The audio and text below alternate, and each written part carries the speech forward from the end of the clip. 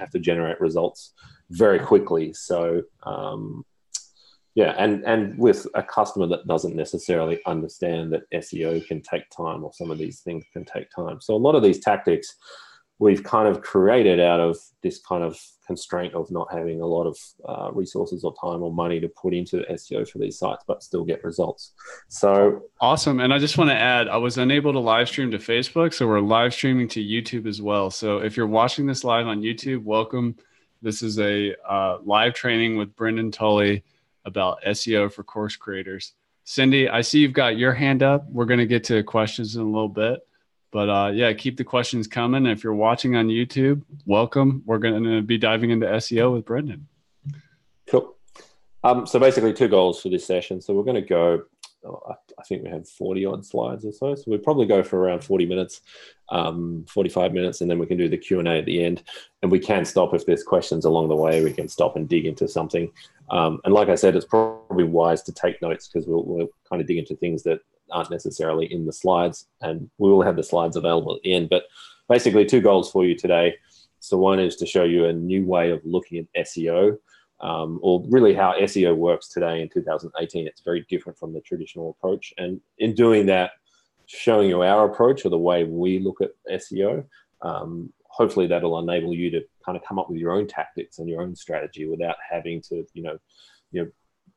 basically build your tactics based on the fundamentals. So I also have some tactics that work, that they're DIY, they're not spammy or black hat or kind of dodgy SEO tactics, that they'll no doubt at least 1 or 2 of them are going to move the needle in some way for you. And there'll be things that you won't find from the kind of typical SEO blogs. So bottom line, so delivering a lot of value, and don't sweat, there's a lot of stuff here. So I don't want you to feel overwhelmed. Some of this stuff, particularly the bigger your site, the more work it's going to be. So some of this stuff could easily be a 6 or 12-month project. So keep that in mind as you're going through. Like, don't feel that you necessarily have to get this done this week. So, SEO is a long-term play. So just keep that in mind as we're going through.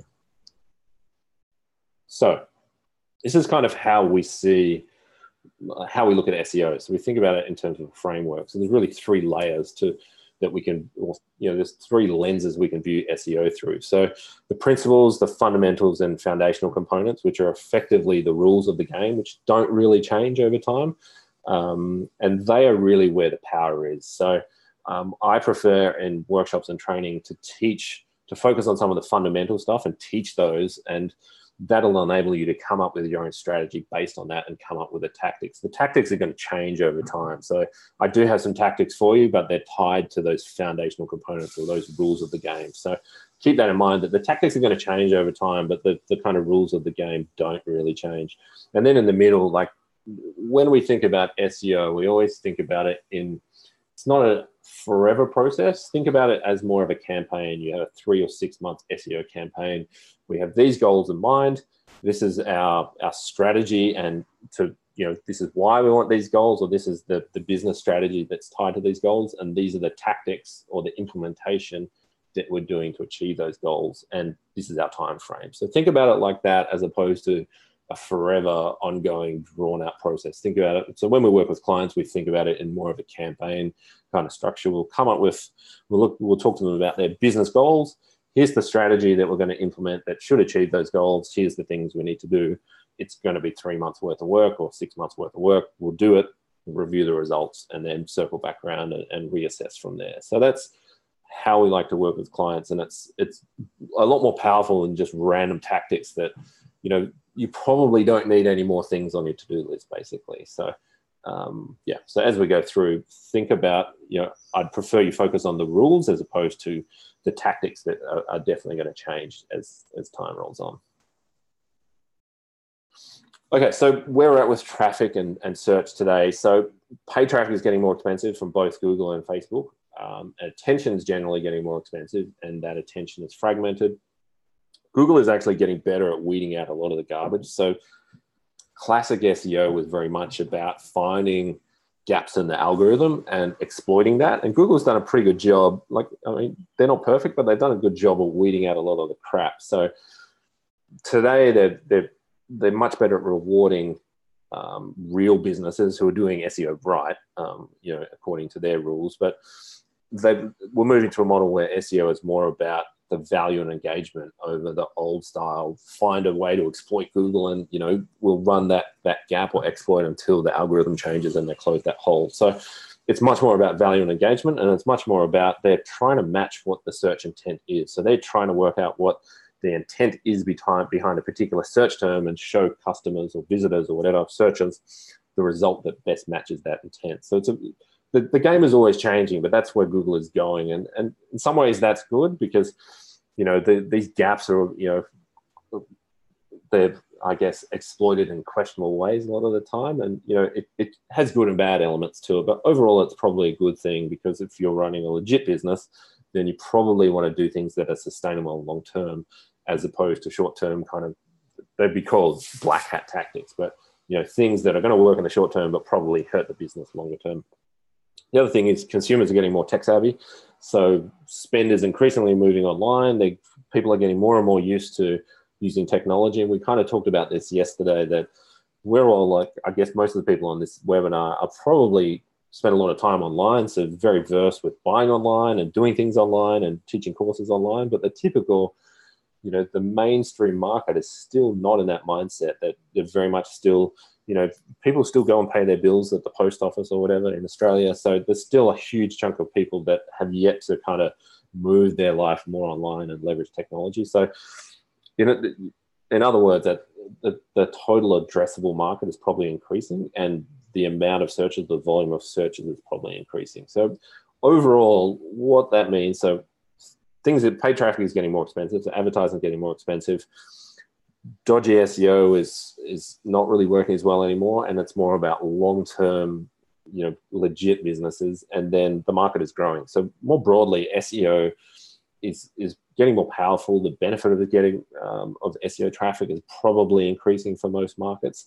And if you have a long-term focus in business, you're probably going to win in the long term if you have an SEO strategy or a good SEO strategy. So that's where different people are going to have different opinions, but from where we sit working with clients and our insights as well, that's how we see kind of 2018 where the market is.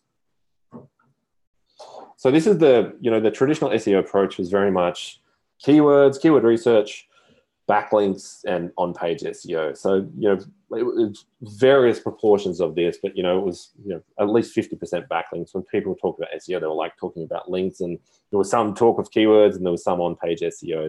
That's kind of how it has been looked at for the last 5 or 10 years.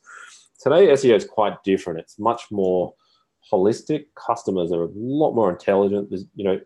You basically can't trick people into sales and clicking on things like you would have been able to in the past. So SEO is much more holistic, and there's less, like I just said, that it's less about finding gaps in the algorithm. It's more about, integrating SEO into the business and being, doing things long-term, legit, sustainable. So we break it down and we look at it as basically 4 pieces. So backlinks has become backlinks, online activity, and brand. So those components are very important. So online activity can be, reviews, social shares, social activity, people talking about your brand and products online. So it encompasses a whole range of things. It's general activity about your products, your brand, what you're doing.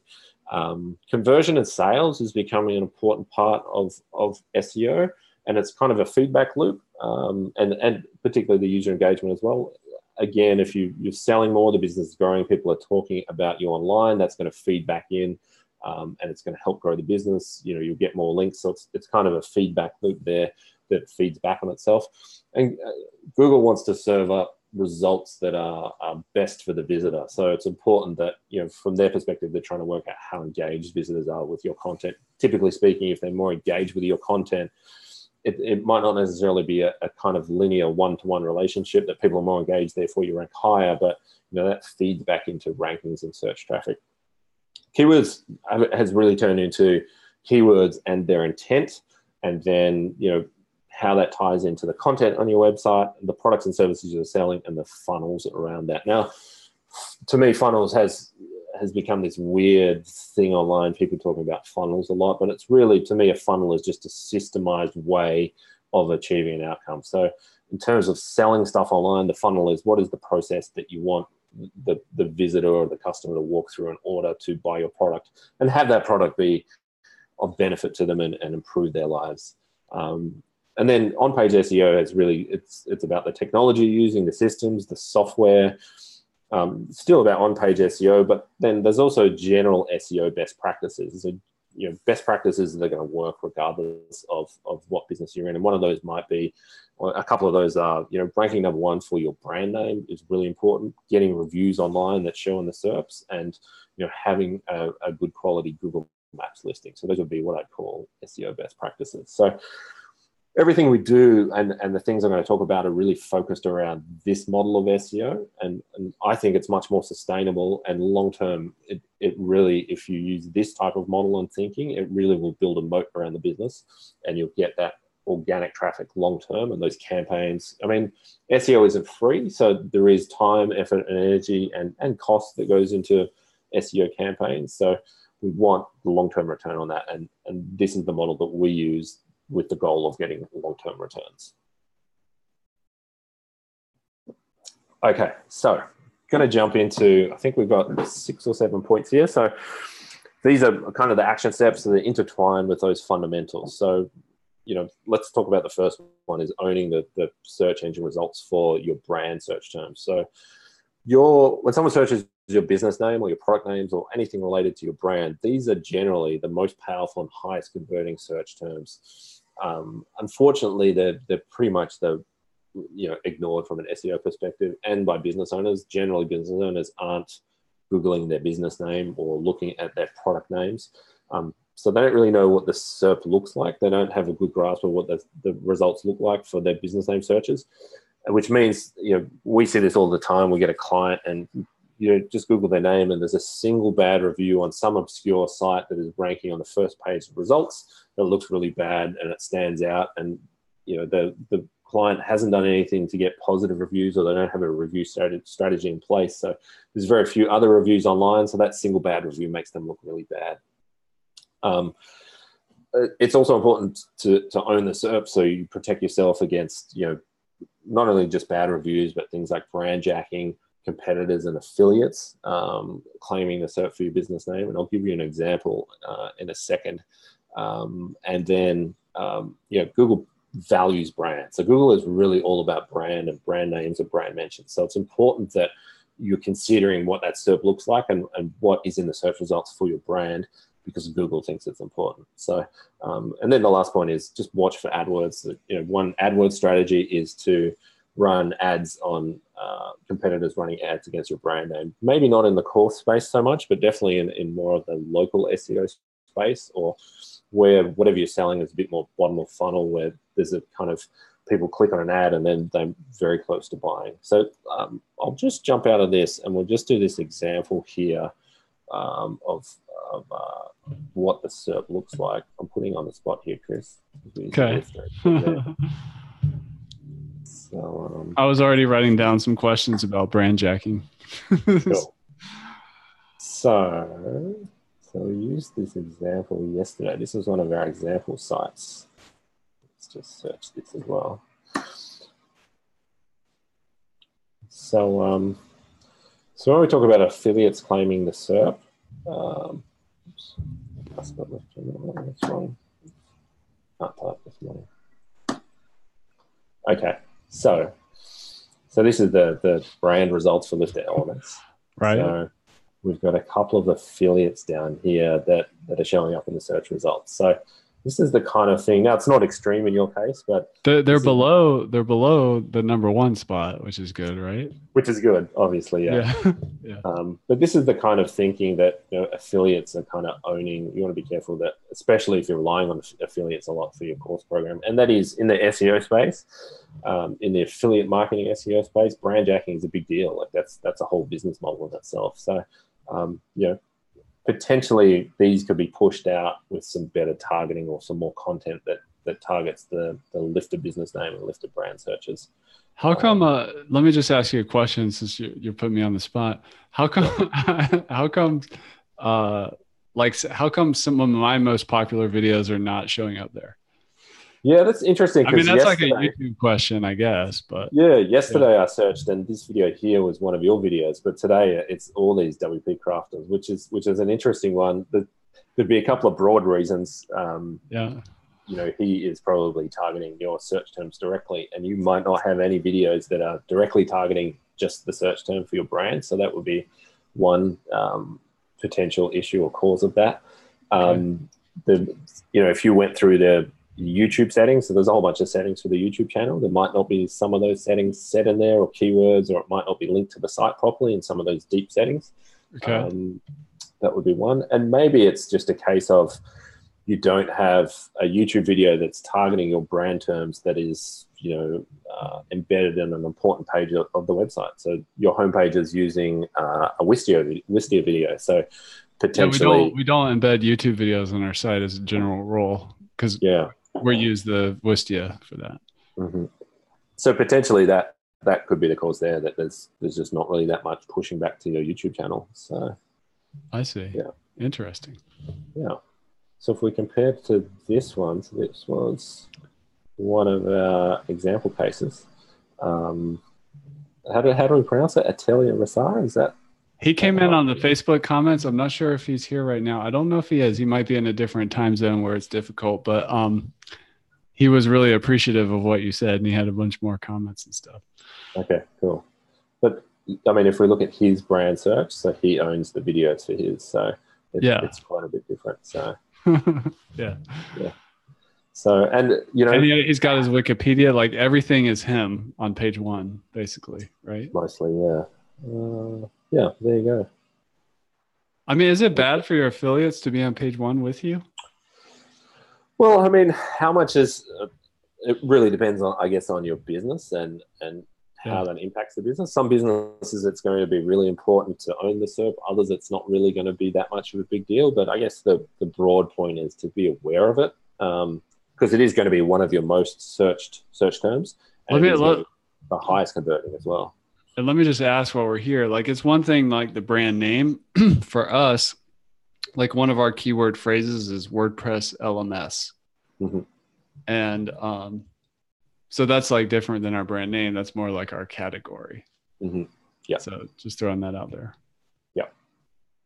Yeah. I mean, every business is different. So this is going to, I mean, all these things are, there's so many things you can do. So they all, there's always limited, there's some sort of constraints that are limited in time or resources or whatever it is. So it's important that everything isn't given equal priority. I mean, you need to be aware of some of these things, but some are going to be, for some businesses, this is going to be extremely important. For others, it's not really going to be important at all. But I guess broadly, it's important to be aware of it and just at least search your business name now and again and make sure that there isn't a result in there that's saying bad things, or there's, if there was a result in here that had like a 1 number star 2 rating, is a negative review or whatever. Yeah, exactly. So what is that you have on the right side of your screen? So this is a keyword tool called Keywords Everywhere. So okay. This basically dumps out a result for related search terms related to whatever I've searched here.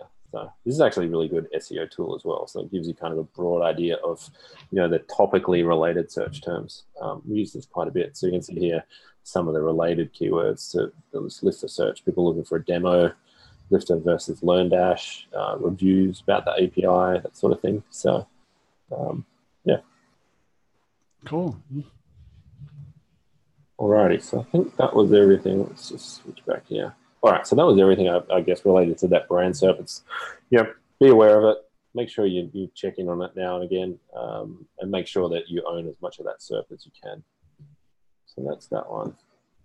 Okay, so simple ways to do that. So some simple stuff. Claiming maps listings. So that's a really powerful way of owning the search results, is claiming the maps listings and being as close to a real business as possible. Even if online course isn't really a bricks and mortar business, but it can still have a physical address and a phone number, and that can be still quite powerful in terms of owning the SERP and having control over it, particularly if you've got a review funnel in place. So it's a really good way to leverage reviews. I'll show you this didgeridoo example of what I mean. So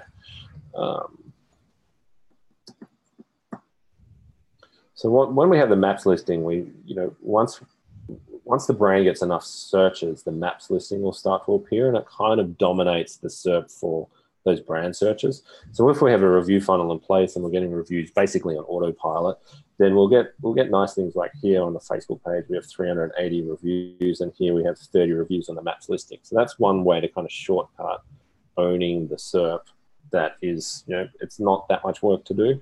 And once it's set up and done, it's a one and done thing. It doesn't require ongoing resources. So if you do that on Google, Apple Maps, and Bing Maps, they're really powerful backlinks as well. But you'll get this sort of control over the search results as well. So that's an important one. So a review funnel.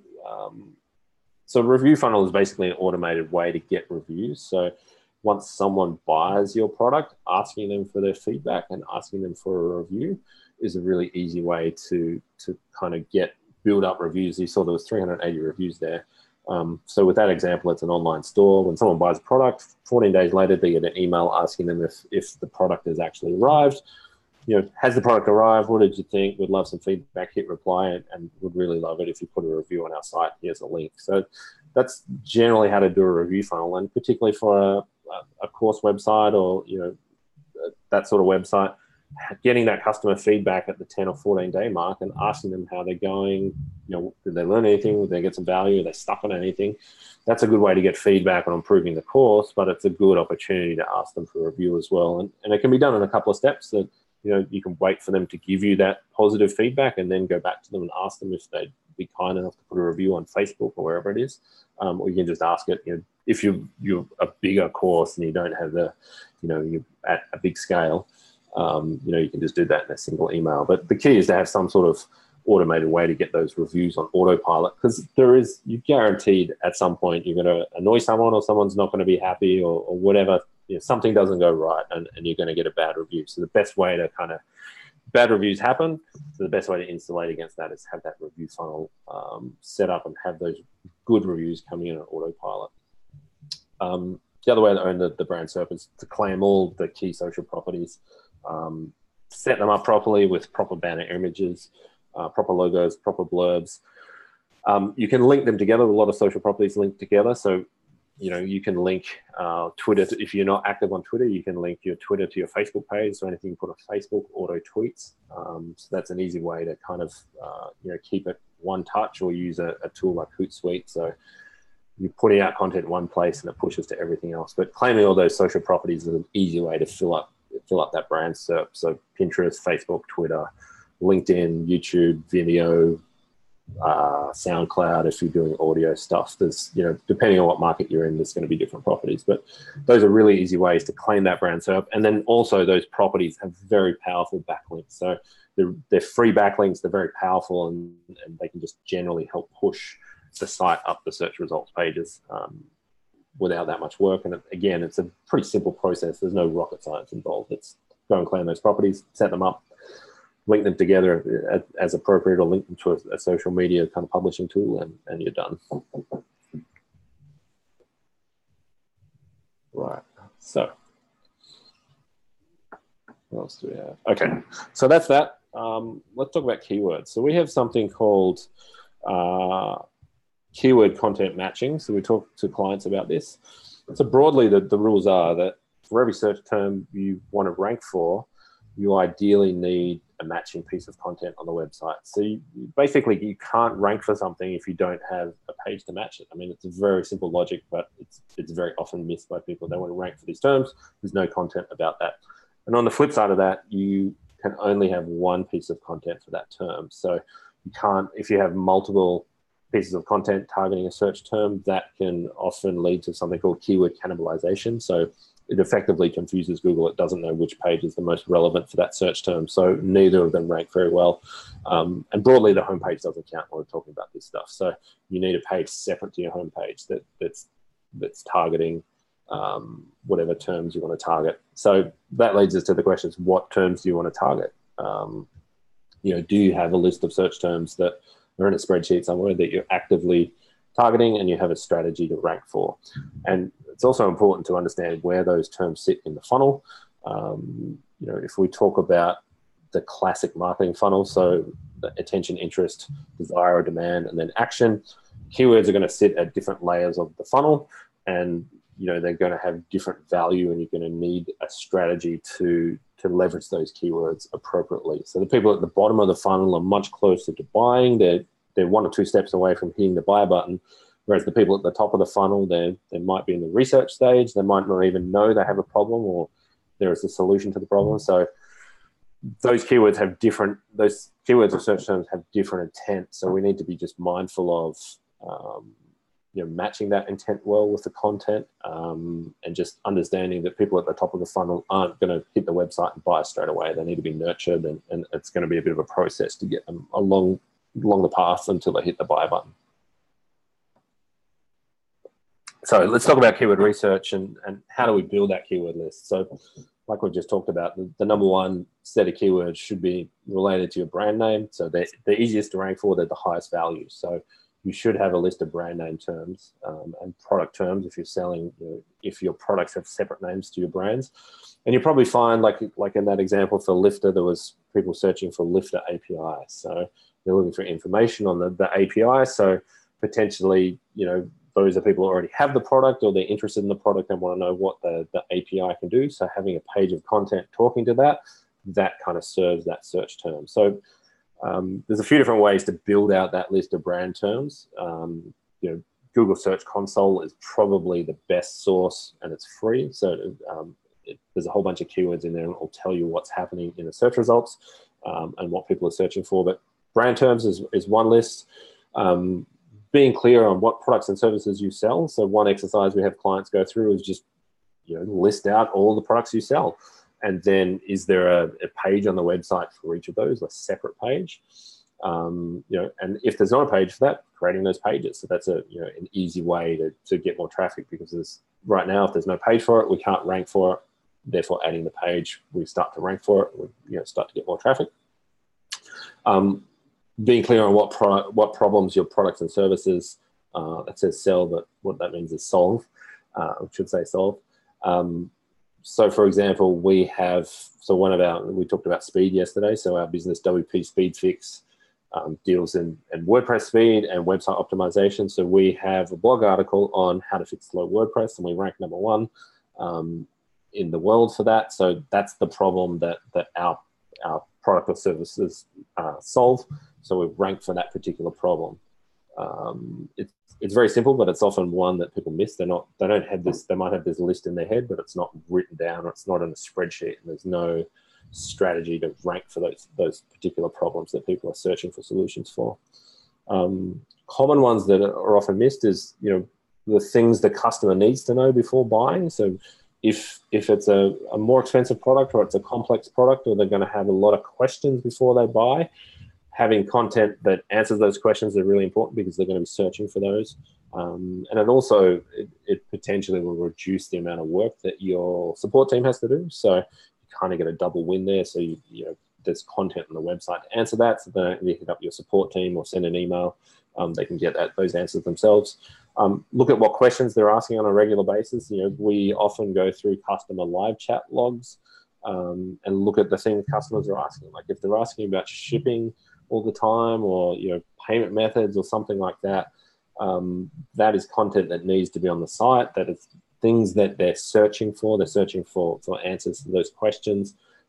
They might be asking about guarantees. How long does the course take to do? How much time they need? Those sort of things. So all those are questions they have that they'll be searching for answers for. So we ideally want to be clear on what those questions are, and having content to match those questions appropriately. So having them in a spreadsheet is really important, and then using the tools to kind of pull the data out and matching up the data and what's actually happening in the search engine with what we want to do or what we want to target. So the tools we use Google Search Console, we use Google AdWords. So if you've been running search campaigns for a while, there'll be a lot of data inside AdWords on keywords and what people are searching. That Keywords Everywhere tool that Chris just asked about, that's a powerful one. And then also Ahrefs is a very powerful SEO tool. There's a lot of keyword data in there. You can look at competitors. You can do a lot of analysis in there. if you're looking for something more advanced, like a really advanced strategy on keyword research, there is a link to a recent blog article there from an agency called From the Future that really digs into using this data, really like at an enterprise level. So they talk about how they use the Search Console data, Ahrefs, and AdWords data in much more detail. So if you have a look at that blog article, it'll walk you through the process. But yeah, broadly, having a spreadsheet, tracking this stuff, being clear on your keywords, being clear on what content matches that keyword. So we want that keyword content matching. And if there isn't any content for that keyword, then simply creating that content means you're probably going to get traffic for it, and you start ranking for that search term. Alrighty. Okay, so one other thing here, and one easy way to leverage content you have already is to repurpose your paid content. So we actually discovered this by accident on one business I'm involved with is Didgeridoo Dojo. So it's a membership site or a course site teaching people how to play the didgeridoo. We built this site a long time ago, and one mistake we made when building it that turned out to be, we ended up turning that around and making an advantage, was we actually built one single site. So the sales site and the membership site were in one. If we were doing it again, we'd probably split them out and have them two separate sites. So we'd have the sales and marketing site, and then the membership site is a separate site.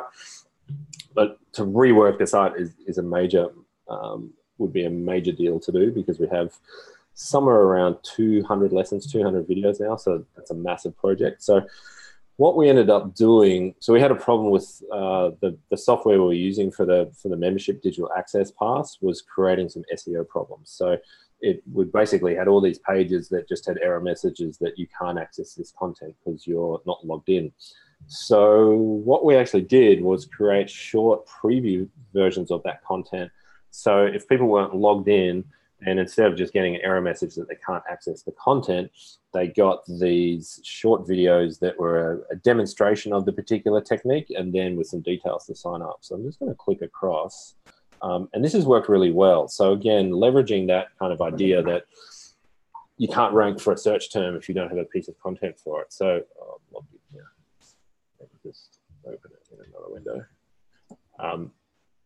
So this was a way we leveraged this technique. So what ended up happening is we have 180, 190 odd pages now with this preview content for all these different weird and wonderful didgeridoo techniques that is basically based on the content that we'd already created. So we just had a short version of the video, and we still have the lesson notes available if you scroll down, I think. So they talk about the lesson, what the lesson's about, the lesson details. So what ended up happening is, because we created short versions of the content that, they just demonstrate what the technique is rather than teaching it. We managed to rank for all these terms. Now we get thousands of visits a month based on this strategy, because there's so many different weird and wonderful terms and techniques and long tail kind of search terms that people are looking for when they want to play the didgeridoo. The other thing we did was gave away half the lessons for free. So that also, in some cases, allowed us to rank for particular search terms. So this is a technique. Circular breathing is a technique that you need to be able to do to be able to play the didgeridoo at all. So there's a ton of searches around didgeridoo circular breathing, but we didn't want to give all the lessons away for free. So what we did was give the first half of the lessons away, which allowed us to rank for the search term. We get a lot of links because people link to it. Particularly on YouTube, we get a lot of plays, hundreds of thousands of plays, but they still, to get the full value of the lessons, they still need to sign up. So again, that's kind of leveraging that, repurposing the paid content, and kind of using that rule that we need a piece of content to rank for a particular search term. It's a really easy way to do it. It wasn't like a massive ordeal to repurpose the videos and make them shorter or edit them. So that's a pretty simple technique. And I have some friends and some clients who've used that technique as well. And it's an awesome way to kind of increase conversions, rank for all those different search terms without having to do a whole bunch of extra work. Alrighty. Okay, so that's that. How are we going, Chris? Doing awesome, man. Yeah, I'm taking notes. I got a lot of questions for you when we get to the end. Cool. Do you want to do some questions before we keep rolling? Well, I just wanted to ask you why you said if you could do it again, you would have the marketing site and the LMS site be different. I see some people do that. I see some people not do that. Like, what's your thinking around that? There's a couple of reasons. One is, so we built the site in 2010 to 2011, and it's built on a really, really old theme that has, so it wasn't mobile, it wasn't smartphone compatible. So we had to get the theme, we were using Optimized Press 1. So we had to actually get custom development done to make it mobile compatible.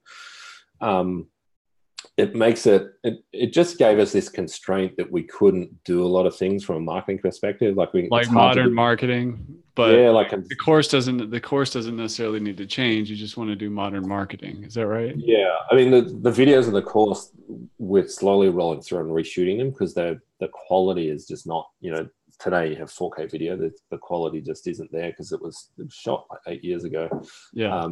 Yeah, it's just really, we lost a lot of flexibility with the site. It's a very complicated site because it has all these different plugins now to drive the site, and it's got the membership software, and we actually got the membership software isn't great. It's not Lifter LMS. Just be clear on that. But the site got hacked a few months ago because we hadn't updated the membership software, because every time we updated it, it broke things, and it's so much extra complexity when we have it all rolled into one. Whereas if we had them as two separate sites, we could upgrade the marketing, the course structure to be on a better theme as well. Like the theme we've kind of edited it to make it more friendly for learning, but it's still not a great kind of LMS environment, I guess. So we just don't have a lot of flexibility because it's all in one website. And with 180, 190, 200 lessons, like it's a huge deal to change it and make it different. Like it's, a 3 or 6 month project to do it. So we've been talking about it, but it's, it works now. And like, we're kind of like, yeah, well, we can, milk this for a few more years. We need to reshoot the videos anyway. So we probably should reshoot them first and then come back to the website. But at some point we're going to have to rebuild it because it's so cumbersome and clunky and complex just because it's all rolled into one. I think that's a really good point, because you're not always trying to improve the marketing and then like the teaching at the same time. Those are like completely separate projects, really. Yeah. That don't always go well together. So they have the purpose of the site is, there are two different purposes. One is to sell the course and market the course, and then the other is to deliver it. And just they're two different environments. They're two different sets of people hitting the site. So there's other kind of marketing things we're not clear. Like we get to 200 to 300 uniques a day on the site. So are they like existing customers? Are they new customers? Like it's just that everything is more complicated and blurred because they're all kind of rolled into one. So. Yeah, and just to answer some questions coming in to Darren and Kristen. Yeah, with Lifter, you can have it all on one site, or it's very common for some people to have a separate marketing site. And you can either sell from the marketing site, or you can do the whole marketing funnel thing and then link into the checkout flow for the final step on the LMS website. So Lifter is really flexible. You can keep them separate. You can have it all on one. And like where you do the handoff from one to the other can be different depending upon your goals.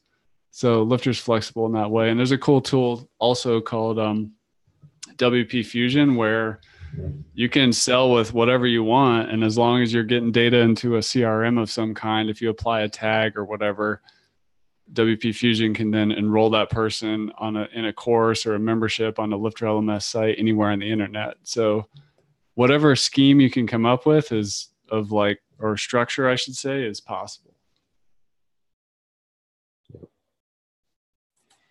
Cool. Should we continue? Yeah, let's do it. All right. Okay, let's talk about this one, click-through rate optimization, CTR optimization. So this is like something we're super fanatical about and doesn't really get any attention outside of AdWords. So in the AdWords space, you'll see that like a big part of AdWords for search is all about improving click-through rate, and even simple changes like swapping the top and bottom lines of a search ad can double the click-through rate. So that's 100% improvement. Same ad copy, it's just you've changed the order. And, simple things like capitalizing the start of words also increases the click-through rate. But nobody talks about this in the SEO space. There's this assumption in SEO world that if I'm number one, I get all the traffic, which is not true, because you need the traffic. You need rankings and the click to get the traffic. It's the same with social. So there's this expectation that if I share something on the socials or it goes viral, I'll get all this traffic, but you actually need to get the shares and the click. So we look at click-through rate as quite important, particularly in search results. And in some ways it's getting harder because number one in Google is often it's often below the fold. You've got 4 ads at the top, and sometimes you're going to have maps listings, or you're going to have the knowledge pane on the side. So there's a lot of distractions from number one. So number one today isn't the same as number one 5 years ago. So we think click-through rate is an important part of getting organic traffic, and it seems to be a part of the algorithm as well. The more clicks that your listing and the search results get, the higher it gets over time, and it's something we've used and tested with our local SEO clients and seen big results from. So let me explain what I mean here. I've got a couple of examples. So if we talk about, so this is an old example that I just had the slides for, but this is Natural Stacks. They sell supplements. So this is the page for their vitamin D3 products. So they actually didn't have any meta description set at all in this case. So this meta description here, so just to be clear, the meta description is what appears, the blurb at the bottom there that appears when someone searches something. So this meta description is just pulling from the page content. So it's not really enticing. They have this special vitamin D that has coconut oil in it that helps absorption. It doesn't tell me anything about that. And it really is just telling me what vitamin D is. And if I'm searching for vitamin D3 supplements, I actually know what they are and I'm looking for a product. So telling me what it is doesn't really match my intent. So it's kind of a nothing search result, and it's probably not going to get that many clicks. If we rewrote that with click-through rate in mind and actually getting the click, it'd look something more like this. So we've gone from something that's basically nothing. It's just a generic blurb about vitamin D that's probably taken off Wikipedia, or they've just rewritten content that's around about vitamin D, something that's much more salesy. So premium high potency vitamin D3 with cold pressed organic coconut oil for rapid absorption, buy online with fast and short worldwide shipping. So it's a lot more on point, it's a lot more salesy, and it's a lot more likely to get the click. And it would be something that we'd write if we were writing an AdWords ad for this product. We would use something along those lines. So a lot of people just, meta descriptions get they're almost an afterthought. You'll see around people in the SEO space will say they just don't matter. They don't help rankings directly. So they don't really affect what search terms you appear for. But because they impact the click-through rate, they are important because the click-through rate's important. So what you're saying is you should write them like you're paying for it. Exactly. And spend some time, particularly on the important pages, spend some time thinking about it, refining it. Your homepage and maybe the top 5 or 10 pages on your website are really important. And that's where you're going to get the most leverage. So particularly the homepage, spend some time, rewrite it, play around with it, but think about it as a piece of sales copy. And you're right. Think about it as if you're paying for those clicks on it. That's one of the things I learned from you in your course. And I went and I found like all my top pages and I was like, all right, I need to actually spend time on this. Yeah. And it's a lot of the time it's an afterthought, and it's probably not as relevant for most courses, but again, adding the phone number in the search result, both in the title tag and the meta description. This is a local site example, but this can also be a powerful way to build trust, particularly online. People don't necessarily have to call the phone number to have some benefit there. So that's another way we can get clicks or calls or more trust in the search results, is leveraging phone number. So there's probably not a huge amount of course creators that's relevant for, but that's just another example that anything we can do to stand out that is, adds value to the customer or has some power there is going to help us with click-through rate. So, I've got some simple kind of rules for writing the meta description. So this is the lifter example that I've taken. This is the search result yesterday, and I've just rewritten it basically. This is after I already rewrote it after watching your course, by the way. So I'm happy to get better. There's some simple rules in here that that we follow. I think the next slide has the rules. Yeah, we do. Okay, so the rules here. I'll go forward. So the rules are pretty simple. So the meta descriptions matter. So spend some time thinking about them. Look at what competitors are doing. That's one sneaky thing we do, is look at competitors and basically outsell them in the copy. If you're in the position 2 or 3, but you've got better copy than position 1, you're probably going to get as many clicks, if not more clicks, than they do.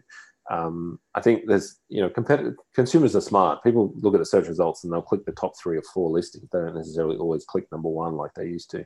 One of the other rules, capitalize the start of the important words. So in my rewrite here, you'll notice that the start of each word is a capital, which can make a huge difference. We know from AdWords that actually makes quite a difference to click-through rate. Use all caps where we can. So we can't actually do this in AdWords because it works really well. So for anything that is like a power word, we want to make it all caps because that'll make it stand out. So potentially, so in my rewrite here, I've made the as the all caps, but maybe I'd rewrite that to the number 1 and have 1 in all caps or something like that. But it just helps it stand out, and it does make a difference. And we can't use it in AdWords because it is such a powerful way to attract attention. What else do we have? So really power words is a big one, and just being salesy. So matching what the intent is. If we're ranking for a particular search term, so in this case, your homepage is targeted at best LMS plugin. So, we really want to push that. And then, you've got the demo is wanting a call to action. So, so you put the call to action in there. That's awesome. Yeah. Potentially. Yeah. But you want to play with this. Like this was just like me 2 minutes of playing around, grabbing some of the things off your homepage, some of the kind of call outs of the headings of the homepage. But, your customers pretty well. So why you probably have a good idea why they buy. And if you don't, looking at reviews is a good way to kind of get what they really like about the product and then adding that into the meta description. I mean, bottom line is it's a piece of sales copy. So focusing on it and, just leveraging those rules, it's not a huge amount of work. You could sit there for 20 minutes, half an hour and play with it and you're kind of done. But in some cases it can double or triple traffic, and it's free. It doesn't require any more links. It's another kind of one and done thing.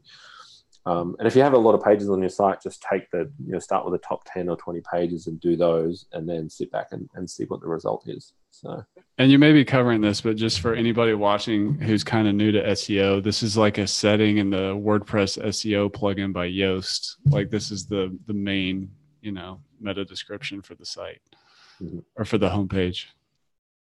And also, so at the end, I've got some links. So you can also template this across the site. So with the Yoast plugin, you can actually set the meta. So Yoast is really good in that you can set templates for these things. So, and the template it'll show the templated meta description if you haven't set a custom meta description on a particular page. So if you set a custom meta description, that custom meta description will show. If you haven't set anything, it will show what you've used as the template. So if you have a huge site with 50 or 100 or several hundred pages, using that template is a really quick and easy way to kind of leverage this.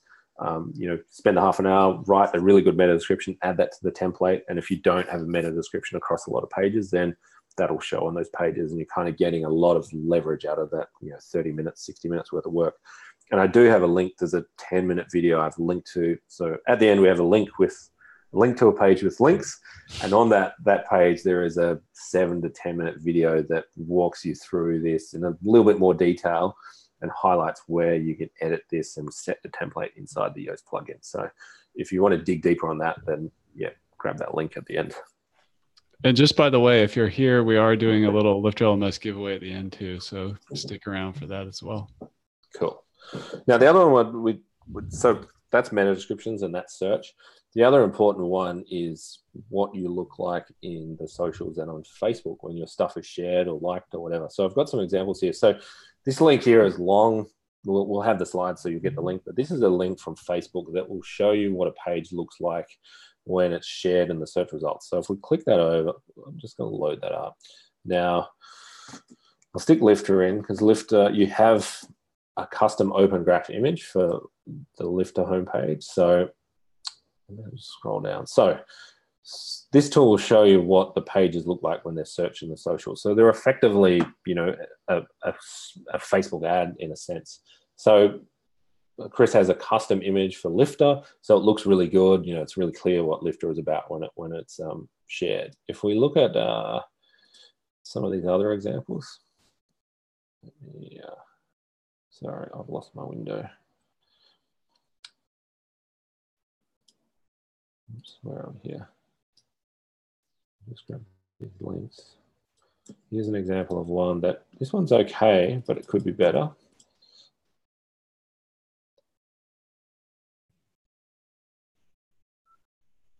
So this one's all right. Like it has a custom open graph image set, but it's not really clear what the website is about. It doesn't really tell us much. So potentially this could be, you know, have a better blurb or be a better image. And let me look at this one. So this was another example we had. So this one doesn't have any open graph stuff set. So when this one is shared on the socials or anywhere else, so on Slack, on Messenger, on iMessage, anywhere that the page is shared, you'll see this one doesn't have any open graph stuff. So Facebook will try, or whatever the tool is, will try and grab an image from the site, but quite often it won't be able to get one. So you can see here that this one's having a problem. So, you know, a simple step here would be to go and set the open graph image and settings for the homepage. And again, we can template that across the site. So that same video will have an explanation of how you can template that in the Yoast SEO plugin. So you create one image and it has it across all pages automatically. And then if you set a custom image on each page, then that image will show instead. But yeah, so particularly, I mean, this website has 176 likes. So, you know, it's not a huge amount of likes and shares, but still, you know, nothing appears when it is shared in the socials. So there's some opportunity there, particularly important if you are doing a lot of stuff on Facebook, particularly if you're doing Facebook ads. That becomes even more important because people are on Facebook looking at the site, sharing the site and whatever. So again, it's a simple thing to do and has a lot of leverage long term. You do it once and it's done, and it just kind of works forever. And again, it's, you know, it's about increasing the click-through rate. You're getting more traffic without doing anything else, really. So a simple step. Okay, so we talked about that. So the custom open graph image, and then anything that's a high impact page. So if you have a particular sales page, or you're doing a launch, or you're doing a promo, making sure that the open graph image is set for that page. You've really, you know, you've created something that actually makes sense. It's effectively a Facebook ad. And you know, if it's a really important page and you're doing a lot of Facebook stuff, setting so you can set the text that appears in Facebook as well separate to the meta description. So by default, it'll pull the title and meta description, but you can actually set that separately as well for what specifically appears in Facebook. And it's slightly, Facebook's a different environment to search, and the fields are slightly longer to Facebook. So on Facebook, so there's a bit more that can be used there. You can add a bit more text than you could otherwise get away with in search. So particularly important if you're doing a lot of Facebook stuff or social stuff, to be wary of those open graph fields and those open graph images. Alrighty. Okay, so that was that. All right, how are we going, Chris? How are we going for time? We're good, man. Cool. You take as much time as you need. People are All right, digging it. Let us know in the comments if you guys are digging this. I'm like eating this up. I know I'm gonna have to like watch this again and take notes and put an action plan in place, but I'm stoked. Keep it going. All righty. So let's talk about tracking analytics. So what gets measured gets managed. So if you do want to rank higher and you do want more organic search traffic, you really need to be tracking this stuff. So it's not good enough just to be doing you know, random searches to see where you rank now and again when you're looking at your financials or you think about it. So these are the tools that we use from an SEO perspective. So we use SERPFox for rank tracking. You know, I like it because it's light and it's easy and it's easy to see the trend, but any good rank tracker will do. So, you know, if you care about organic traffic, tracking the rank is probably a good place to start. And for clients and for the work we do, we always track brand terms. So any movement in our brand terms is probably a leading indicator that something's going wrong. So we use SERPFox, but you know, most rank trackers are the same. It's just whatever you're comfortable with. Really, we're big on conversion tracking. So there's two parts to getting organic traffic. One is getting the quantity of traffic, and the other is getting the quality traffic. And you don't really know whether the traffic's quality unless you're tracking the conversions on the other end. So I would take quality traffic every day of the week over quantity traffic. So it's important that you're marrying up the conversions and the sales with where the traffic is coming from. So the tools that we use for that. So if we're doing anything with phone stuff, we use CallRail for call tracking. Again, it's probably not that relevant for membership sites and courses. We use Drift Live Chat as our live chat tool of choice, and we use events. So Drift can push events into Google Analytics, so we can see if someone's had a chat or they've initiated a chat. We use Google Search Console a lot. There's a whole bunch of keyword data in Search Console. It's really powerful stuff. If you haven't checked that out, it's worth poking around in there. And Google have just released their new Search Console, so it's a lot more user-friendly as well. So yeah, and it's free, so it's the right price. So definitely worth checking that out. Just real quick, how do you describe the difference between Google Analytics and Google Search Console if somebody's like new to it? I would say analytics is what's happening on the website. Search Console is what is happening in the search results. Cool. So, yeah.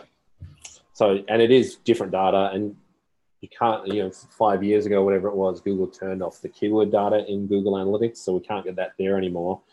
But we can get that keyword data in Search Console. So it's still there and still available. It's in a slightly different format, and it's slightly less accurate, but it's still very powerful. And there's a lot of stuff in there. There's often a lot of low-hanging fruit in there. So if you haven't looked at your Search Console data, that would be a good place to start. An obvious easy one, conversion tracking and e-commerce tracking in Google Analytics. So you can see exactly where the sales are coming from end to end. And a CRM to tie, if you have a long sales cycle, tying your CRM into the kind of end-to-end conversion piece and being clear and be able to see what customers are doing and the path they're taking is really important, particularly if you're doing paid traffic. Most CRMs integrate with the paid tools, and they do integrate with the website. We typically use ActiveCampaign for most of our stuff, so we can actually see what customers are doing, and we've kind of a better idea of their journey. Review monitoring is a big one. So, we have tools that watch the reviews that are happening online. Facebook is a big one. Facebook and Google Maps are typically the two places we're watching for reviews, and just general brand mentions across the web. We use mention.net for that. I think that's pretty much it. Lucky Orange we use for heat maps, and Lucky Orange is a good one because we can see what visitors are doing on the website. So if you've never seen that before, it's really powerful. It's really cheap. I think it's 10 or 20 bucks a month, but it will actually show you videos of actual user sessions on the website, where they're clicking, their mouse movements, what they're looking at. So from figuring out whether your content is matching that user intent or satisfying that user, it can be a very powerful tool. And it is kind of, if you're looking at doing any conversion rate optimization, Lucky Orange or Hotjar is another similar tool. That would be the tool to start with to give you an idea of how users are interacting with the site. And then probably the last one, we use this tool called Agency Analytics. It's designed for marketing agencies, but it's a really good tool. It has some really good dashboards in there. It's a really good way to kind of get management level, high level overviews of what's happening in your business with the website and everything else without having to dig into the data and log into 20 different tools. So that's generally our tool set there. But tracking conversions end to end is really important, so you actually know what which keywords are important in terms of selling stuff and converting customers. So it's not just about the volume of traffic and where you're ranking, it's actually about selling stuff at the end of the day. We talked about this yesterday, that we have a commercial focus. At the end of the day, it's commercial first. We have a commercial purpose, and 99% of the time that's going to be making money and selling stuff. There are some businesses that's not the purpose, but commercial first, we want to be clear that we want traffic so we can sell our products and services, sell more of our products and services. So it's really important that we're tracking both the traffic and the conversion piece. Alrighty, so that's tracking. It's my little rant on tools and tracking. What do we got next? Okay, so on-page and text stuff. So I'll run through this quickly. So we talked about some of this stuff yesterday. So this is like, in effect, checking the boxes, making sure that we're not kind of hurting ourselves from a technical perspective. So you need good quality hosting that's fast. We talked about that yesterday, really important. An uptime robot for monitoring the uptime, because if your site's down all the time, that's a problem and customers will be unhappy. Backups is really important, particularly when we're talking about SEO, because SEO, like, again, I just want to reiterate that SEO isn't free. Like, it requires work, even though you're not paying for advertising. Thinking about this stuff, even being on the webinar, requires time, it requires effort and energy. And you're optimizing the site, you're adding content, you're tweaking pages and meta descriptions. If you're not backing that stuff up, and something happens to the website, it gets hacked, your provider has an issue, the server falls over. If you don't have a backup, then you've lost all that work effectively, and you've potentially lost those rankings. So as I said yesterday, we use Blog Vault for backups. I don't know, Chris, if you have a particular backup plugin you like, but I like Blog Vault because it has real-time backups. So for a course site or a membership site where things are happening on the site all day long, customers or users are commenting or buying things, and if you're using WooCommerce for the checkout, there's a lot of things happening, or even the lift the checkout. There's orders going in there all day long at random times. So a single daily backup's probably not good enough. You really need to have real-time backup. That's a good one. I just want to add, we interviewed the founder of Blog Vault on our podcast. His name's Akshat Chaudhry, and it's a great episode. We go deep in backups, but yeah, that's a great choice. Yeah. And another one that people don't talk about is protecting your domain name. So again, your entire business is sitting on this domain name, and the domain name costs $10 or $20 a month, and nobody really a year, and nobody really thinks about it because it's kind of this throwaway cost. But basically, you've built this digital asset that's sitting on top of this product that costs you $10 or $20, and it's kind of like an afterthought. Nobody really thinks about domain names. So from protecting your stuff, really being careful about your domain name, protecting it, having two-factor authentication on whoever you're using as your domain registrar. And, .com domains, I think you can register for 10 years into the future. So registering it for as far as $100. $100. Yeah. It's, you're building this, people are spending thousands of dollars a day on Facebook ads, and all this stuff is, resting on top of this $10 or $20 domain name that no one's thinking about, no one's keeping up to date, that potentially is on a pretty average or poor quality registrar.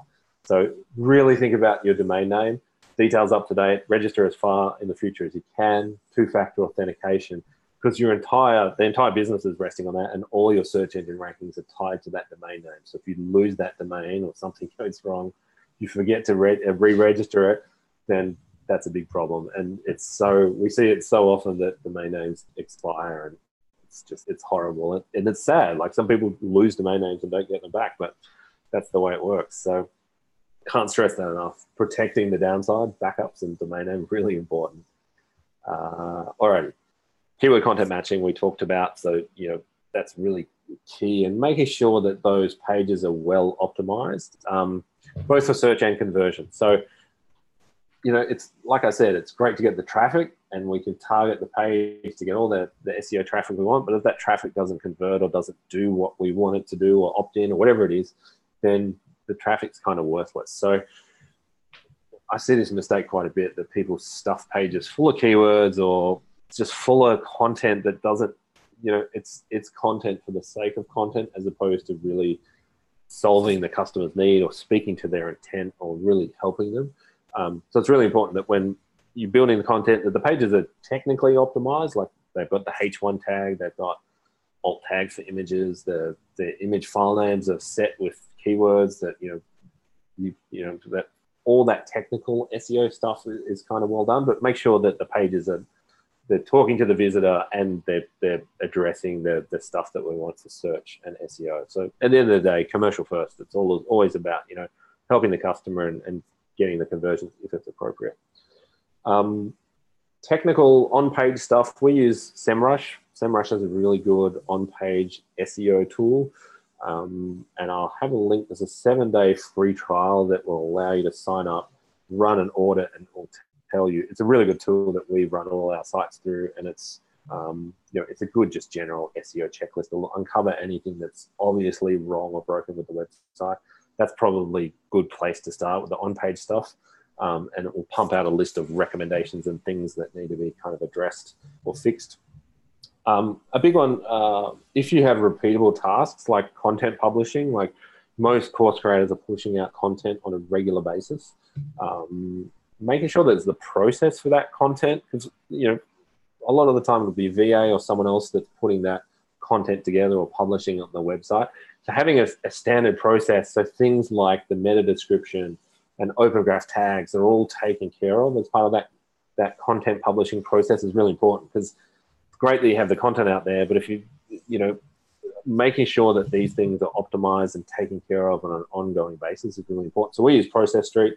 It's I love this tool because it's a checklist and an explanation of the process in one. So there's really no gaps for mistakes. The checklist is either done or it's not. And if something was missed or it's a gray area, then the checklist can be updated and it's taken care of in the future. So there's a link there. So we have clients who create content and then they haven't taken care of some of these things. So they might have, they've done 10 or 20 blog posts and they haven't done anything with the meta descriptions or open graph tags or anything like that. So we created this basic process street template that just makes sure that we have the boxes checked from an SEO basics perspective when they're publishing new blog posts or new pages on the website. So there's the link there. It's a long link, but you'll have the slides anyway, so you'll be able to click on that. And it has some short explanation videos that will explain each step of the way, like things like alt tags, image file names, simple stuff like that makes a difference overall to the website.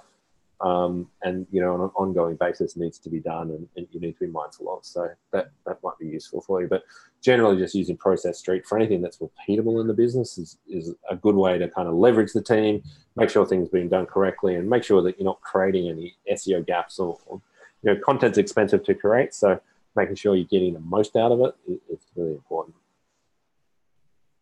Alrighty, I think we've only got two more left. All right, simple link building.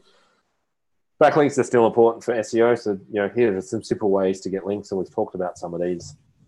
Maps listings, claiming all your social properties and linking them together or making sure that the content is syndicated to all of them in a simple way. So you publish it once and it goes to all of them. Video and audio. So if you're doing video, publishing the video on all platforms is a really easy way to leverage that. So Facebook, YouTube, Vimeo, Dailymotion, Instagram, and your own website. So you're pushing on all the platforms. And audio, SoundCloud is a good one for audio as well. Citations is a local SEO technique. Citations are effectively directory listings in a sense. They're an easy way, if you need more backlinks to your site, they're an easy way to get links to your site. And Google likes to see that websites are a real brand of business. So giving your business an address and a phone number, it doesn't have to be public, and then leveraging the citation link building method is a really good way to push links to your site. And some other ways that have worked really well for us and clients is getting on podcasts or starting your own podcast. Because podcasts get shared, naturally they have links to all sorts of different places. So it's a really powerful way to get out there, both from an SEO perspective and general marketing, and then leveraging affiliates as well is another good way, particularly for courses. The affiliates and podcasts kind of linked in together. It's a good way to get out there. It's a good way to get links back to the site and kind of, it's sustainable, I guess, as well. It's not like there's nothing shady, there's nothing black hat. It's a sustainable SEO technique that broadly supports the business. Alrighty, how are we going, Chris? I've got one more. That's good stuff, man. That's good stuff. I'm taking notes. Cool. All right, so I've got one more advanced technique. So I added this in. Some of this stuff that, if someone's been actively doing SEO or aggressively doing SEO, they might have a lot of those boxes checked. This is a bit more of an advanced SEO technique. So people are probably aware of banner ads or display ads, so using the Google Display Network.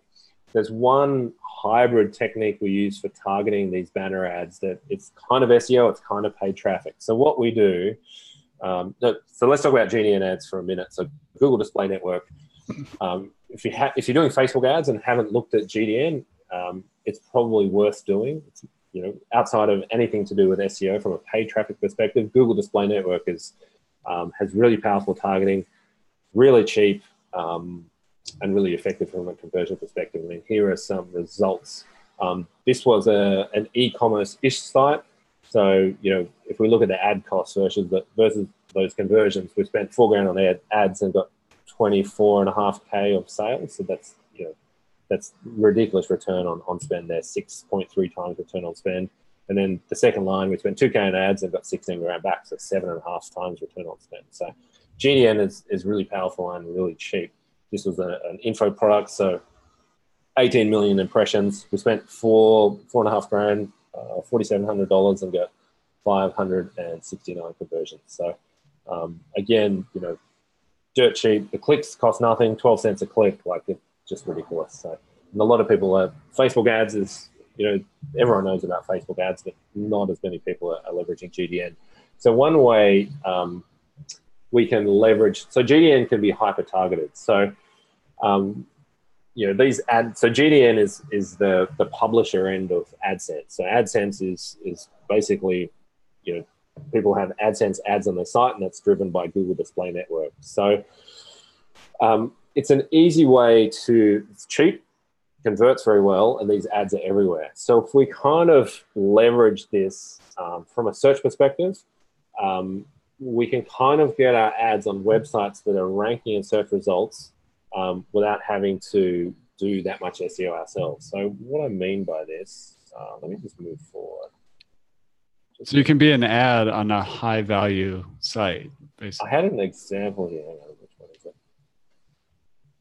I think we had one for you. I don't know which slide it is, but so best LMS was one of the keyword terms you were targeting. So if we search this term, we have a bunch of different kind of roundup pages with LMSs on them, top 20 LMS software of 2018. Now, half of these are running AdSense ads. So if we click on this one, because they're media sites, or they're right, like they're making money off of ads and affiliates. So this here is an AdSense block. So to rank for the search term is going to be a lot of work. So it might take a lot of links, it might take a lot of SEO, and these are big sites you're competing against. Huge, PC Magazine is a huge site. Yeah. Rather than trying to attack the search engine results directly, we can use Google Display Network, and we can just target this page. So we can set up our targeting to target just this page and run ads here for Lifter LMS as an example. For fairly affordable. Yeah, so you might be paying, so that example I had was 12 cents a click. It's probably not, it might not be that cheap, but still less than $1. And this is someone who's looking for, a new LMS, or, they're shopping around if they're on this page, and you're just targeting this ad block here, or there might be another ad block further down, but you're just targeting this page. So it's the same thing. I'm guessing PC Mag has, I didn't actually click on this yesterday. PC Mag is pretty notorious as well for advertising. There you go. So that block at the top there, that's an ad block driven by Display Network. So if you had a campaign like, you're promoting the dollar 30-day demo, having an ad there at the top, that's a really easy way to get that. It's still search traffic. If someone's on this page, they've searched for LMS software or LMS systems. So you don't have to do all the work to rank for that search term, but you're still getting the benefit of that search traffic. That makes sense? Very cool. Thank you for the homework. You're going to keep it easy for a little bit. So yeah. So the thing is, like, Display Network has got very finite targeting. So you can target this particular page here. And also because you have a customer list, so you cookie people have been to the website, or you have an email list of customers, you can exclude those customers. So you're only targeting people who are looking for an LMS who aren't an existing customer. So it's a really powerful tool, and using it that way is kind of like a hybrid SEO technique. Very cool. So I've got some other notes in there. I don't know. I don't think we need to go through them in more detail, but there's a lot of different ways to target Display Network ads. So you can target, subreddits. So if you've got a subreddit that is about your particular topic or relates to your course, like there is a didgeridoo subreddit that we target for our didgeridoo lessons, and we can just target that subreddit because the targeting is so powerful. That's one way to do it. So, potentially I don't know if there's a subreddit on course creation. There probably is. You could target ads there for Lifter, for example. Basically anything that's any sort of niche market, it's probably going to have a subreddit on Reddit. So that's one way to target it. Basically just Google search terms that are related to the product, broad match search terms like that best LMS search term, see what's in the Google search results, have a look at those pages. Also do it on YouTube. So you can target YouTube channels, you can target YouTube videos. And they don't necessarily have to be video ads on YouTube. They can just be those banner ads. There's lots of different ways to slice and dice. I guess the key thing to be aware of, the traffic is dirt cheap. The targeting is very, very narrow and precise. Not a lot of people know about it, so it's really powerful. And you don't need a huge budget to do it. If you are going to do it, I'd suggest that you do it with an offer, have an attractive offer that will get people to click and convert, similar to how you would run a Facebook ad campaign. Very cool. Yeah, I think that's pretty much it. Yeah, basically look at what's in the search results and see if they have AdSense blocks. That's it. And you can advertise there if you want to be in the, you can advertise on that page and grab that traffic dirt cheap, basically. What else we talk about? Forums. If there's a forum for your particular industry or topic or whatever it is, that's another powerful one. Again, there's some didgeridoo forums that we put AdSense ads on that we just target those particular forums. And it costs us a few bucks a month and we get a ton of conversions out of it. YouTube we talked about. Review sites is a big one. So if people are reviewing courses, again, they typically run AdSense ads. So that's another way there's lots of different ways to target it. A couple of important things. Use impression capping. So there's no impression capping on Facebook, but there is impression capping on GDN. So you can show the ad 5 or 10 times a day or a week to somebody. And if they're not going to click after 5 or 10 times, they probably won't click. So you have that control over. And most people on the webinar have probably had that experience where they visit a website and that website just spams them with ads for weeks on end. So that's a case where they haven't used impression capping. So if you're going to use GDN, use that impression capping. Use remarketing lists. So use effectively negative remarketing lists. So you're excluding your existing customers or people who are already on your list. Because we don't want them seeing that, if we're talking about acquiring new customers.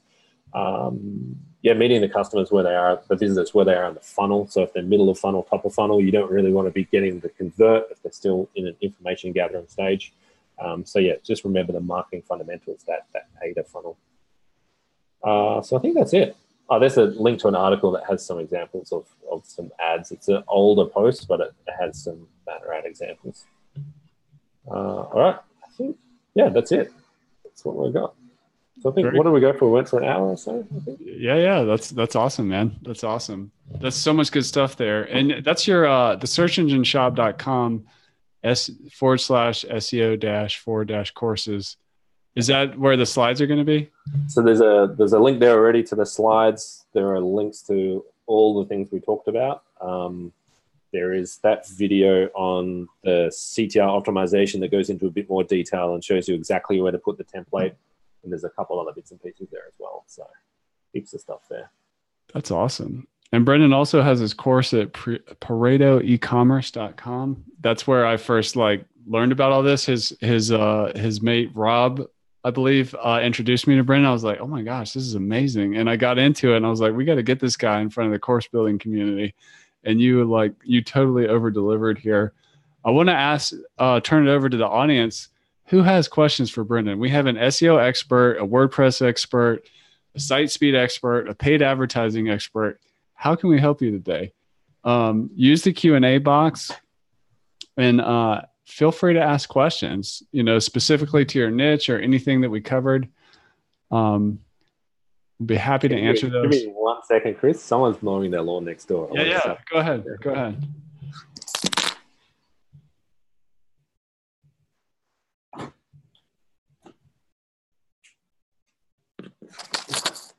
The joys of working at home. We did have a couple of questions come through in the chat. And also, if anybody wants to raise your hand and ask questions live or have a quick conversation live, we'd be happy to do that. Darren says his Q&A box is disconnected. Just use the chat if you can't get into the Q&A box. Not sure what's going on. Zoom was having a little gremlin. So Anthony is wondering if you can just run his life.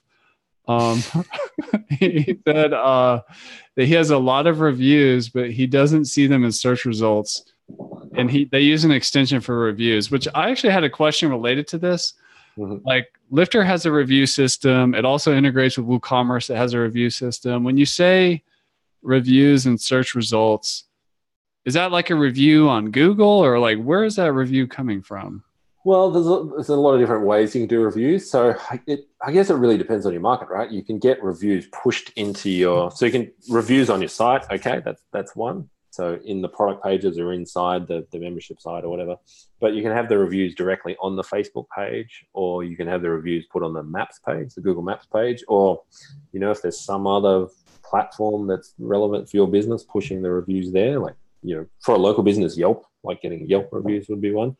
So I guess it's generally having reviews around the web. And when we work with clients, we'll we'll have a target. We'll want to get so many reviews on the Facebook page, get at least 20 on the Facebook page, for example, just so we have a bit of insulation there against, a single bad review. So I guess it's really a case of, broadly talking about reviews, but having reviews where customers are looking. So Facebook pages will almost always show up in the search results. So that's probably so Facebook reviews will show up in Google search results. Yeah. So, and if you have a maps listing, they will also pull from the maps listing. So one of the examples we have for didgeridoo breath. So if we search this one, you see the second result is the Facebook page. So you'll see the star rating shows there in the search results, 4.6 rating after 380 reviews. And you'll see that it also, Google Maps will pull in reviews as well from other sources. I wanted to ask you a question based on that, the Google Maps. So for a lot of course creators, let's say if they are an education entrepreneur, startup, working from home, one of the things I've done in the past for businesses like that is I'll go to my local town mailbox service and I'll get a box for the business, which I need anyways to open a bank account for that business, which is where I want the money to flow because I'm treating it like a business. So even if my business serves the entire world, are you saying that it's still good to have for example, I have a course site on organic farming and permaculture. And when you look it up on the internet, it shows where I registered the business in Whitefish, Montana. And that's where my mailbox for that is. Are you saying that's good? Well, even if you don't have to live in Montana to learn these things? Yeah, it's really more about controlling the search results. So there's a lot of, for starters, let's talk about there's a few components. It's a great link. So from an SEO perspective, more links is almost always better. So it's a really powerful link. It allows us to control the search results with much more control. Half the search result here is the Google Maps listing. So it allows us to control the search result, and it's a good place to get reviews. So there's a lot of different reasons to do it. So in this case, Didgeridoo Breath is part of our online.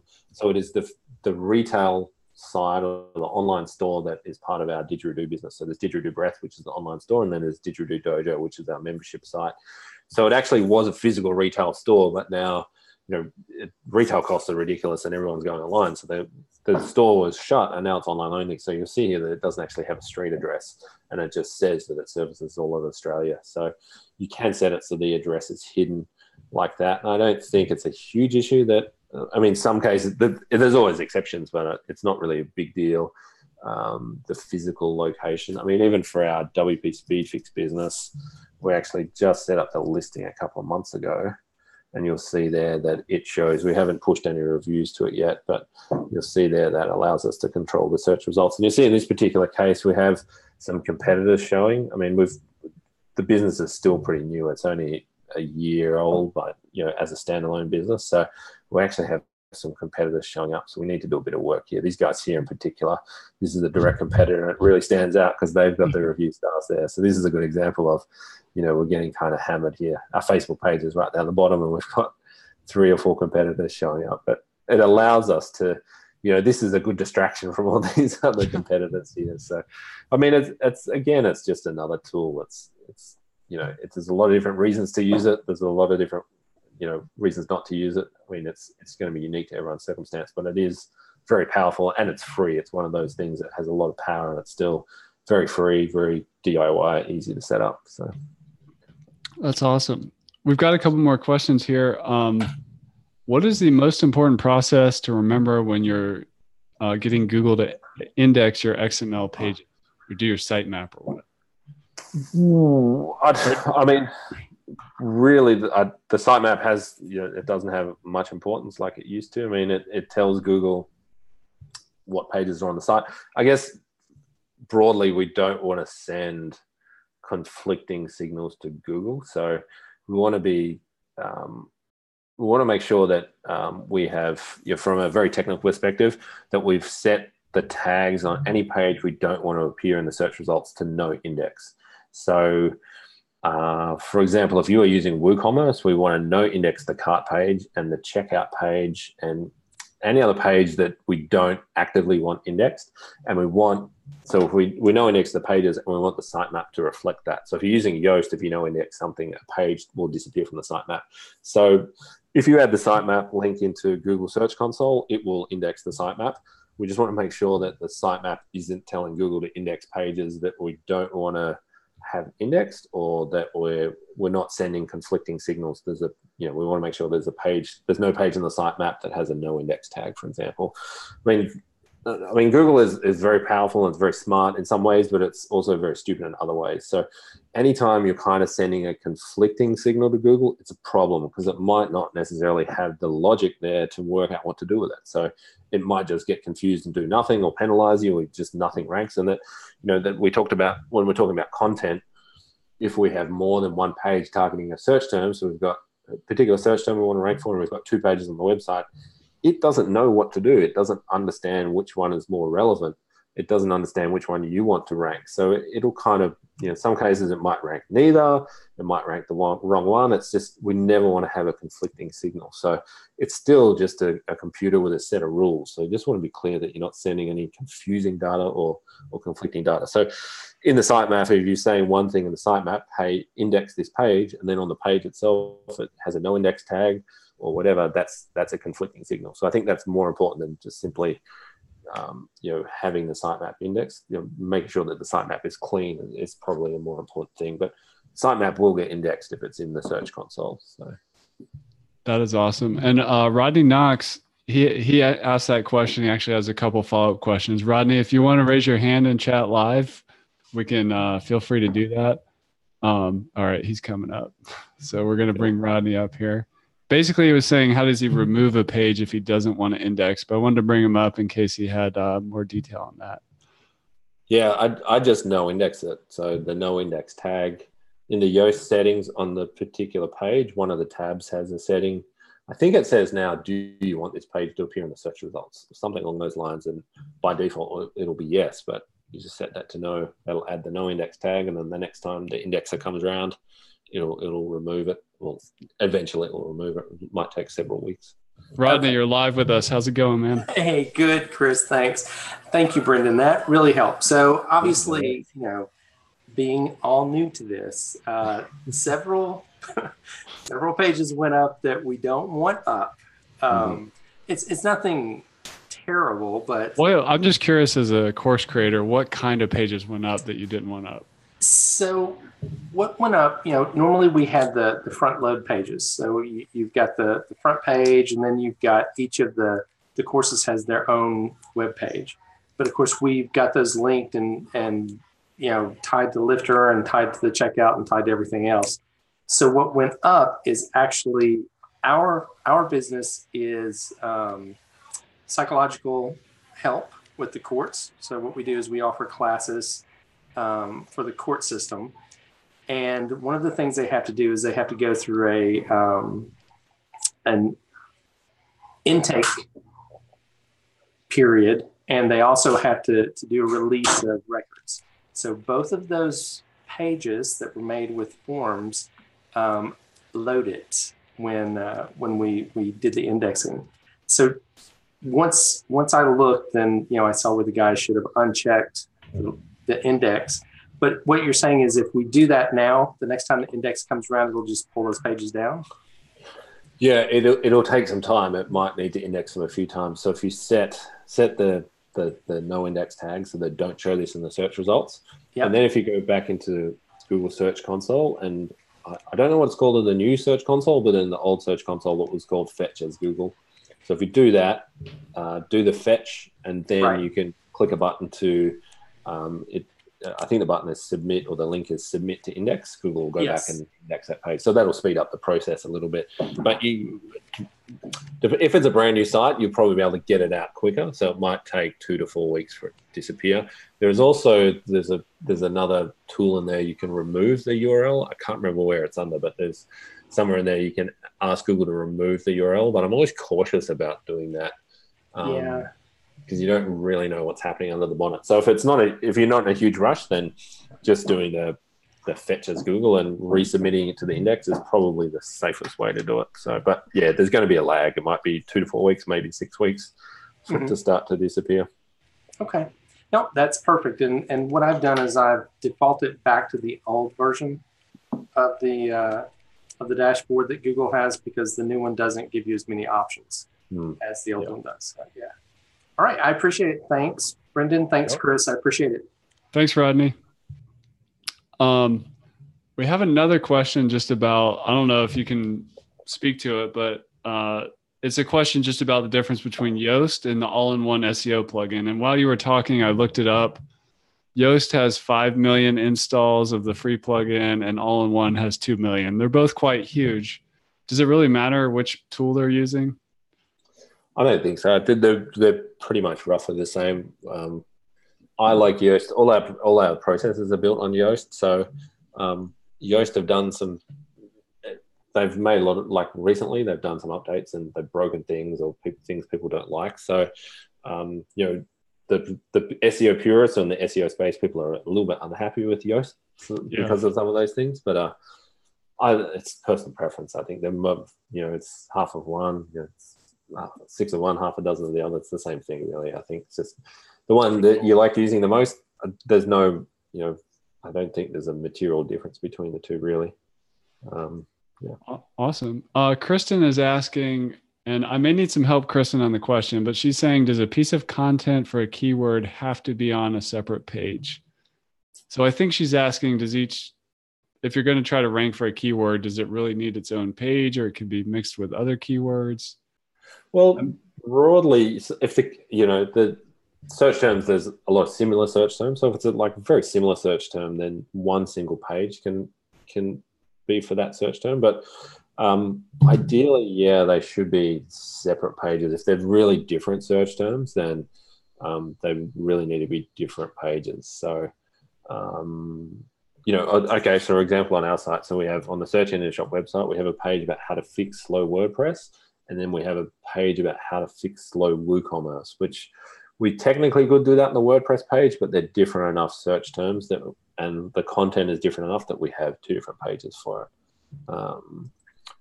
But it's also a resources thing. Like if you've got limited resources, you want to deploy those where they're going to get the most leverage. So you need to be mindful of that as well. Like in a perfect world, we have thousands of search terms and thousands of pages, but you know, with practical small business land, you don't have a whole team of writers to take care of this stuff. So you just got to be strategic, I guess, about doing this stuff where you're going to get the most leverage. But yeah, I think broadly, if the search terms are different enough and there's enough search volume for them and they're important enough to the business, you probably do need separate pages. That's awesome. Thank you. And we've just drawn the winner of the $99 Lifter LMS add-on. If you're already a customer, we can apply it to your license, or you can apply it to a bigger product or bundle. And that's Ann Gerritsen. I hope I'm pronouncing that right. Congratulations, Ann.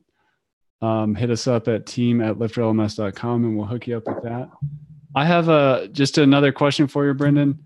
What can we learn from heat maps? So like if we look at our website and we see like there's a you know, flurry of activity in certain areas, or I guess maybe a different way to phrase the question is, what's an example of something that you've learned from a heat map that you then changed and made things better?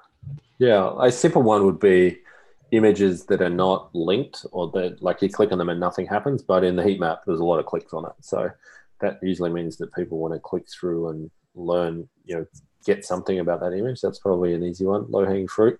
Menu items as well, like menu items that get no clicks or are getting a lot of clicks, like fiddling with the order of menus is a big one. Lucky Orange is an interesting one. I like to, if we're working on a site, just sitting down for 20 minutes, 30 minutes and watching, you know, a bunch of user videos just to see what's going on. Like it's a bit of I wouldn't say it's an art, but it's, you know, it's a subjective thing. Just watch them. It's basically, you see all the mouse movements and clicks, so you're looking over their shoulder effectively. It's a bit creepy if you've never seen that before. But usually you'll see a trend. Like if you're looking at a Lucky Orange, there's different ways to kind of segment the traffic. If you're looking at your paid traffic, for example, for a particular search term in Lucky Orange, and like you'll just see a trend, like to be something obvious. You're like, you can see them looking around. You're like, they're looking for something, and it might be like, payment information, or they're looking for the order button, or it's just, you might see things that you think are obvious, and it's like click there, it's obvious, but that might not be to visitors. So I think the heat maps are very hard and fast, and like, this is where they're clicking, whereas I think those user behavior videos are a bit more of that kind of soft, subjective kind of spy on the visitors and be a bit creepy kind of thing. But yeah, you might pick up one or two really valuable insights by watching them. That is awesome. Well, I really appreciate you, Brendan, for spending so much time with us today. Anne says, wow, thank you. She never wins anything. Well, you won today, but actually everybody is a winner, because we learned a lot about SEO today. That was an incredible presentation.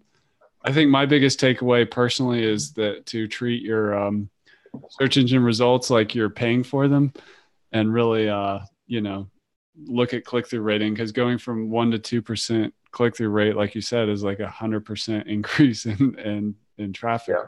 So that's really amazing. Definitely going to go back and watch this. I've got to go look at Drift events and try to get them into analytics. And I've just got a bunch of notes over here I have to go now implement. Darren says, thank you. Appreciate the kind words. John says, thank you. We got a bunch of thanks coming in. Anne was at both of them, both your workshops. We've got a link there in the chat, the searchengineshop.com/SEO-4-courses. Go check that out for more details about what we talked about today.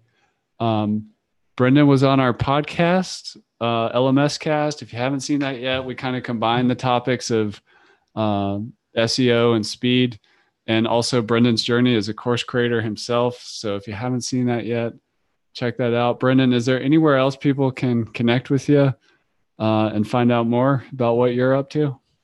Probably Facebook. It's weird to say that, but Facebook these days is like probably the best place, I guess. Awesome. And if you're watching this on YouTube, I've just been checking in here and there. For some reason, Zoom wasn't streaming to Facebook, so I could stream to YouTube. I saw a bunch of people watching live on YouTube. If you're watching this live on YouTube, or you're catching the replay on YouTube, leave a comment. Let us know what you thought. And I'm going to stop the live stream.